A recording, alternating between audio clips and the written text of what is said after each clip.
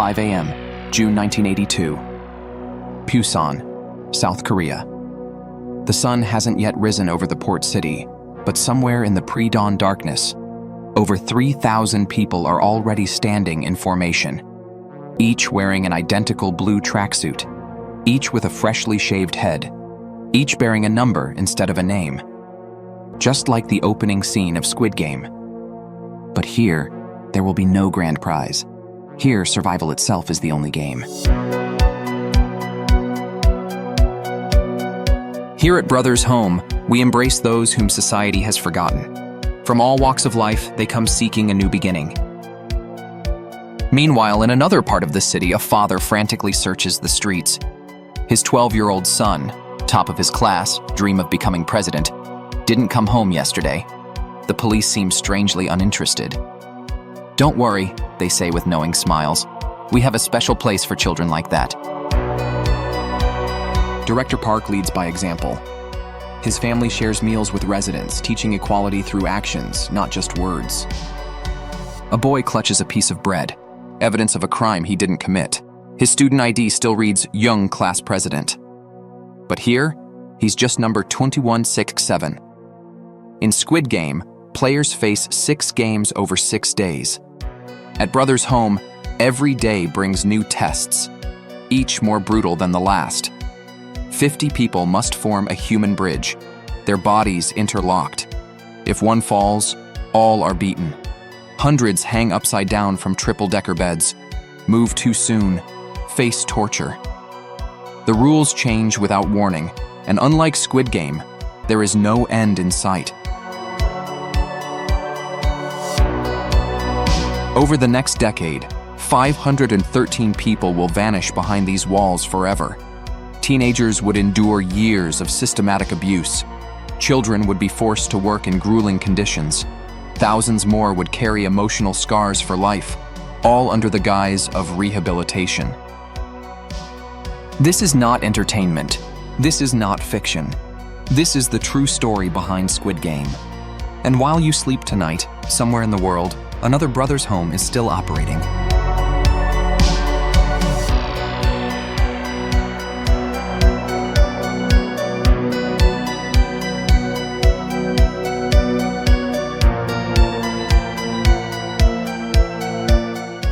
How did South Korea's most celebrated welfare institution become its darkest secret? How did a man praised as a true humanitarian build an empire of terror? And most disturbing of all, how did it continue for over a decade, hidden in plain sight? The answers lie in 3 interwoven stories. Stories of power, profit, and innocence lost forever. Stories that even today, some would prefer remain buried. But darkness fears one thing above all else: witnesses who survive to tell the truth. And tonight, they will finally speak.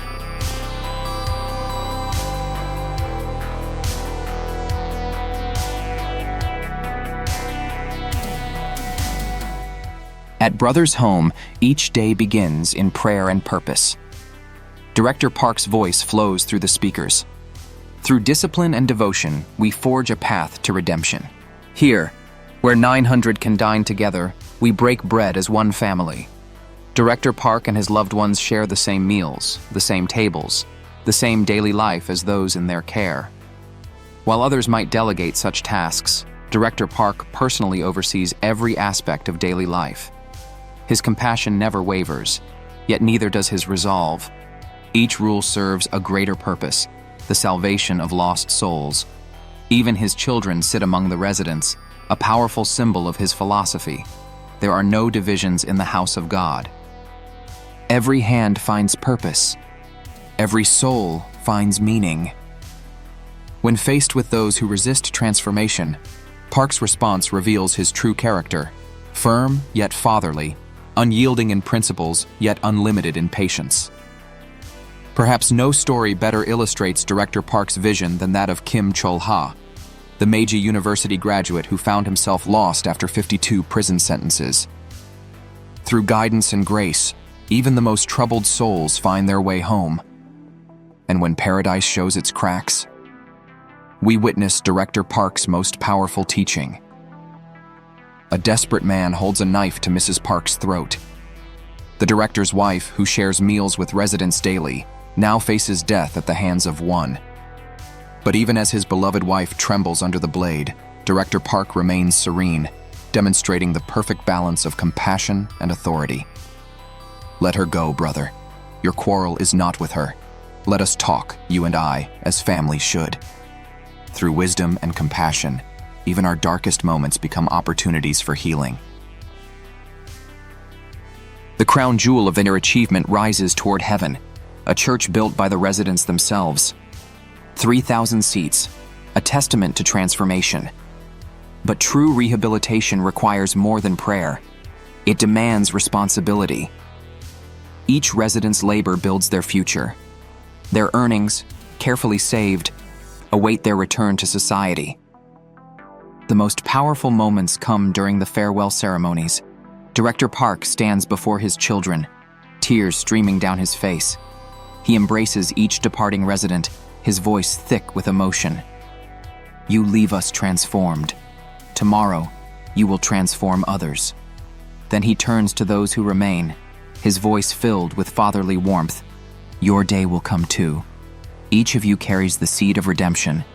Until that blessed moment arrives, my love and guidance will never waver. But there's something the cameras never captured. In the basement archives, investigators would later discover a chilling truth. Of the thousands who entered Brothers' home, official records show not a single authorized release. Those tearful graduation ceremonies, all carefully staged. Those inspiring success stories, all meticulously scripted. The only way out of paradise was in a body bag.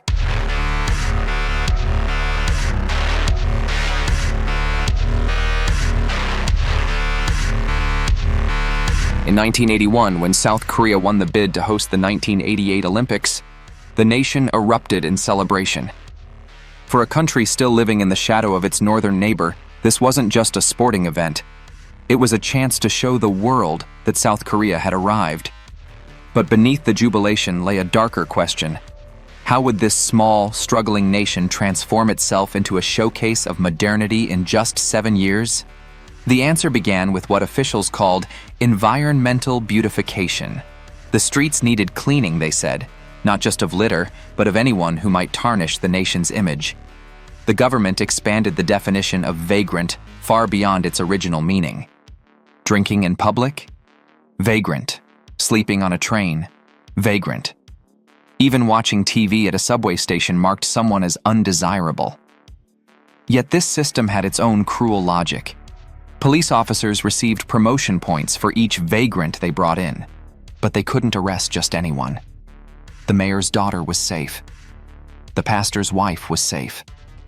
The businessman's son would never be touched.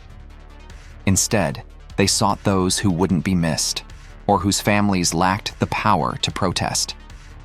The transformation was remarkable. Even organized crime syndicates, notorious for pickpocketing tourists, made an unprecedented pact. During the Olympics, they would cease all activities to protect the nation's image. Every level of society, from street vendors to gang leaders, united in this grand performance of national pride.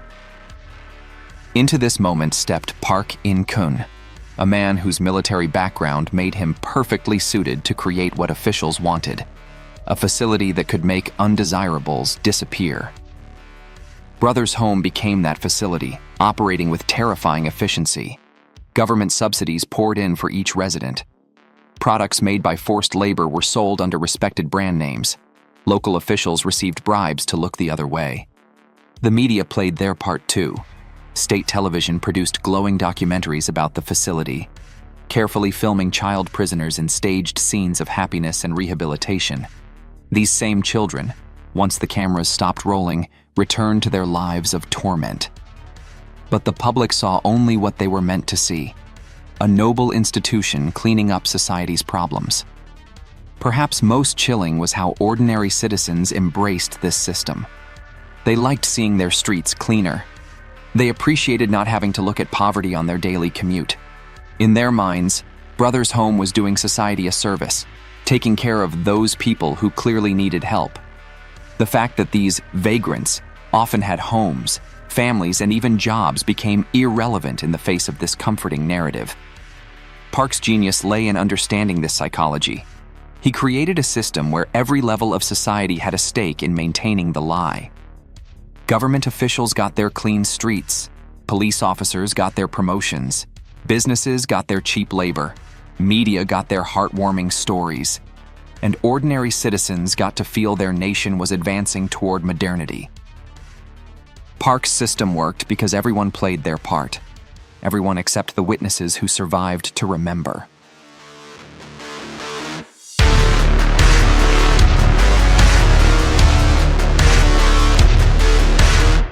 A cheerful boy walking home from school, his backpack bouncing with each step. Young couldn't stop smiling. He had just aced another exam, maintaining his position at the top of his class. Unlike his father, who spent long days selling toilet paper to make ends meet, Young dreamed of becoming president one day. His teacher's words echoed in his mind, the pride of Busan. As he stopped at the local bakery, where the kind owner offered him some leftover bread. His peaceful afternoon shattered when a police officer suddenly blocked his path, demanding to search his bag.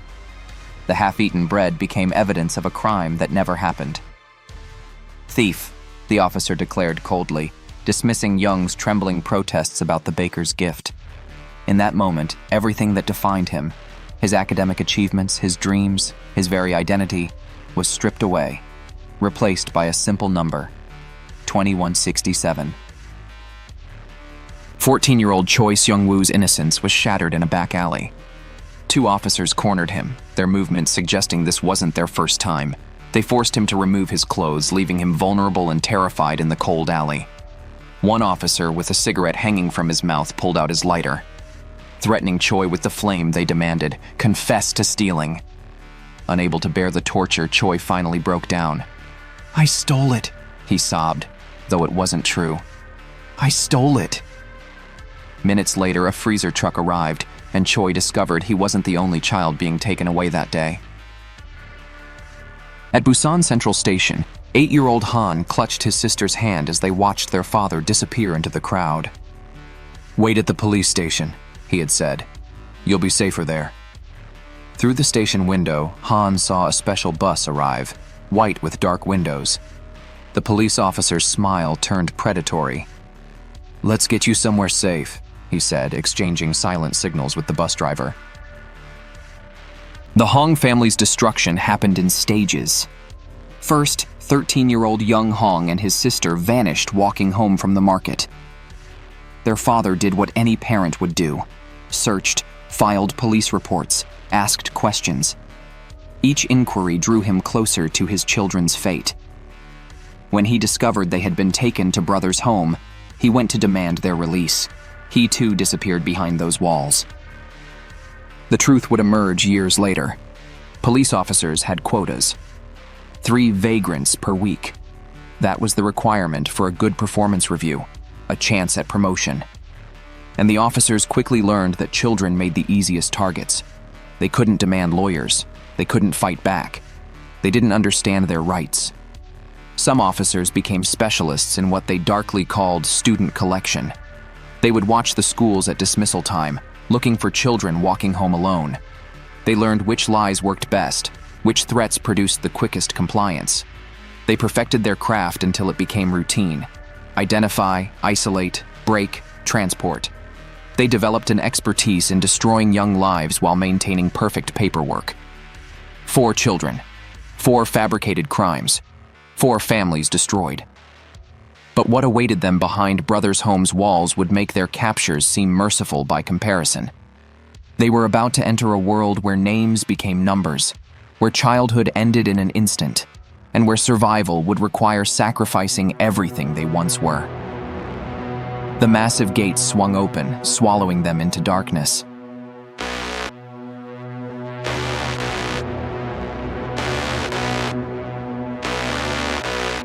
At 5 a.m., the games begin. 3,000 bodies move in perfect unison. From above, they form intricate patterns across the courtyard. Beautiful, almost hypnotic. Just like the children's games in Squid Game. But these aren't games. These are military drills. And unlike Squid Game, there's no prize money, only survival. In Squid Game, players face 6 games over 6 days. At Brothers Home, every day brings new tests, each more brutal than the last. First comes the bridge building. 50 people would form a single line, one behind the other. At the guard's command, each person must lift their legs, resting them on the shoulders of the person behind them, creating a human chain.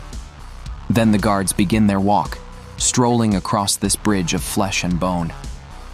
The bridge always breaks. It's designed to fail. The human body can only endure so much, and when someone finally collapses under the guard's weight, the true purpose of the game reveals itself. Wooden clubs, soaked in salt water, rain down on everyone. No one is spared. Then the bridge must be rebuilt, and the game begins again. At night, another torturous practice begins, one they call Hiroshima. Every person must climb to the top bunk and hang upside down, legs hooked over the side like bats in darkness. The rules are simple but cruel. Don't get up, don't fall. For hours they dangle there, blood rushing to their heads, while guards patrol with wooden clubs, randomly striking those hanging there. Many couldn't maintain their grip through the endless night. In the darkness, some would fall to the hard floor below. Those who survived their injuries were simply taken away, never to be seen again. The next night, new faces would take their places, and the cruel practice would begin again.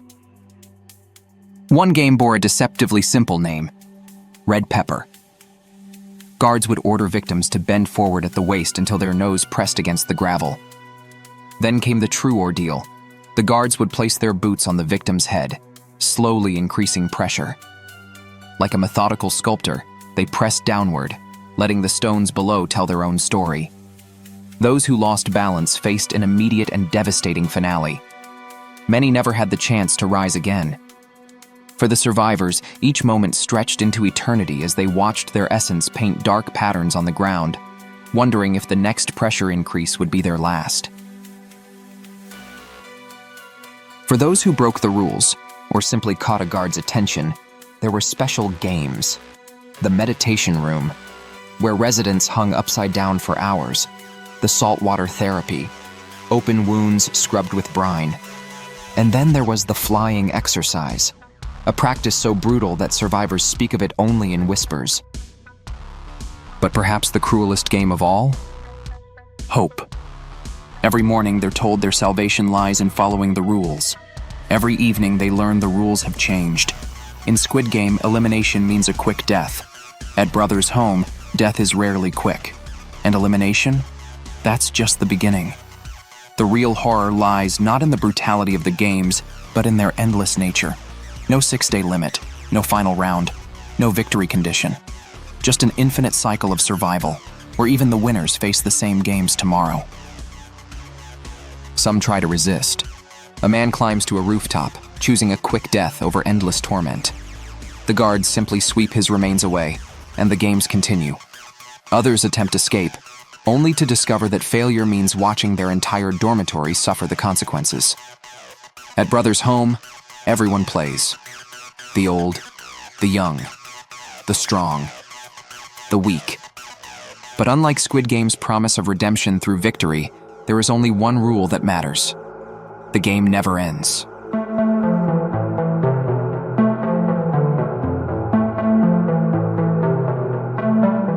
From above, Brothers Home resembles a military base, 60 buildings arranged in perfect geometric patterns across 29,000 square meters.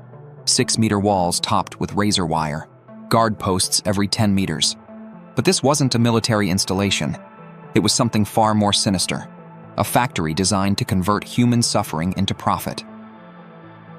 The process of entering Brothers Home was designed to destroy identity. Personal clothes were replaced with blue uniforms, heads were shaved, and names became just numbers. This transformation marked the beginning of their imprisonment. Like an assembly line, guards processed newcomers with cold efficiency. Those waiting could only watch as others ahead of them were stripped of their humanity, a chilling preview of their own imminent fate. Internal records reveal the brutal mathematics behind the system. The government paid subsidies for each person held, creating a perverse incentive to bring in as many people as possible. Facility documents show how they optimized every aspect of intake to process more people faster, treating human beings like inventory in a warehouse of horror. Inside the buildings, military precision ruled every moment. The facility was divided into platoons, units of exactly 100 people each. These weren't simple dormitory assignments. Each platoon became its own micro-world of terror, where the architects of Brothers Home perfected their methods of control. Brothers Home maintained a psychiatric ward, as documented in survivor accounts, where medication was used as a means of control rather than treatment. Records show that patients were forcibly medicated, often being held down while pills were administered against their will. Survivors describe being in a constant daze from the drugs. When they resisted taking medication, guards would force them to comply through violent means. The true purpose of Brothers Home revealed itself in its factories. The facility operated over a dozen different factories, each designed to extract maximum profit from unpaid labor. Children as young as 10 worked in facilities producing fish hooks, sewing garments, and manufacturing countless other goods. Production records show staggering output: 1.5 million fish hooks monthly, 3,000 bricks daily, 800 garments weekly. Yet the workers saw none of the profits from their labor. Perhaps the most insidious aspect of the system was how it perpetuated itself. Internal documents reveal the facility's advancement program, a system where inmates who displayed the most brutality toward their fellow prisoners could become guards themselves. Those who had been broken by the system became instruments for breaking others. Survivors describe how former victims, once given even a small measure of power, often became the cruelest tormentors. The facility's ledgers tell the story in cold numbers. Each resident brought in government subsidies, but the facility spent only a fraction of those funds on basic necessities. Workshop profits flowed to private accounts. Construction contracts worth millions used unpaid inmate labor. Even the bodies of those who died within the walls were sold to medical schools, turning death itself into another source of profit.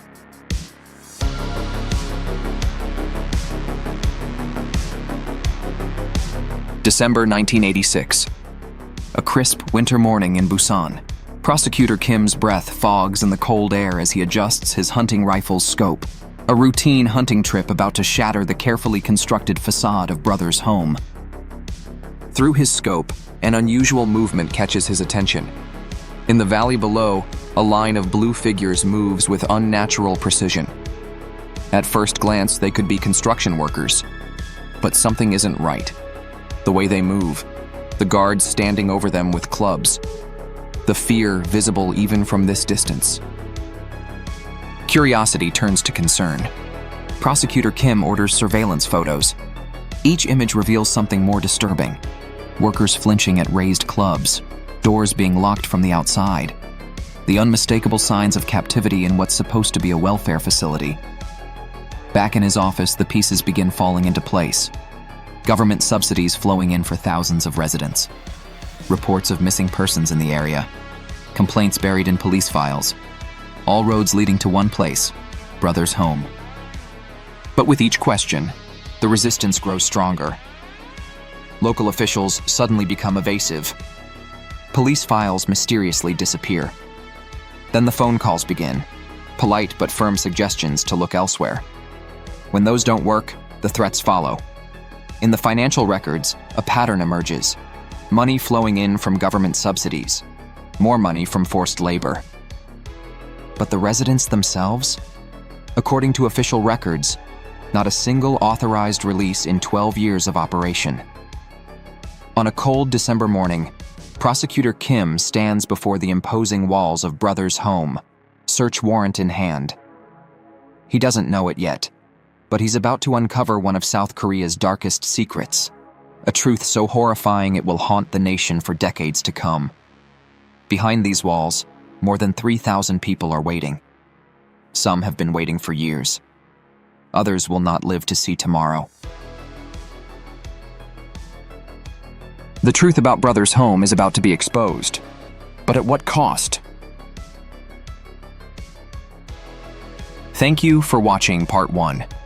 The witnesses' stories will continue in our next episode, where we'll also uncover darker secrets, from escape attempts to mysterious disappearances, and the shocking truth behind Brothers Home's adoption program. Join us for part 2.